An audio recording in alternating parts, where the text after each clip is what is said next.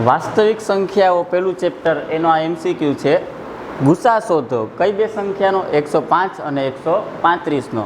તો આવા MCQ કઈ રીતે ગણાય? અહીં ધ્યાન દો. 105 આના અવયવ પાડું. 105 15 વડે ભાગાકાર થાય. 15 છક 90, 15 સત્તા 105 એટલે કે 7 ગુણ્યા 15. તો આને મારે લખવા પડે 105. એને કઈ રીતે લખાય?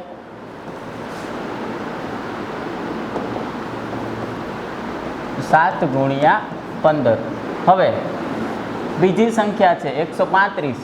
આના અવયવ પડે 15 નવા 135. તો આને આમ ગુણાકાર, આના આવી રીતે અવયવ લખાય 9 ગુણાકારમાં 15. હવે જો 9 ગુણાકારમાં 15 બંનેમાં કોમન આવતો હોય એવો અવયવ માત્ર 15. બંનેમાં 15 આવતો હોય એવો માત્ર અવયવ 15. તો બંનેમાં કોમન આવતો હોય એવી સંખ્યા ગુસા કહેવાય. આપણો ગુસા અત્યારે થાય 15. જવાબ આવશે 15.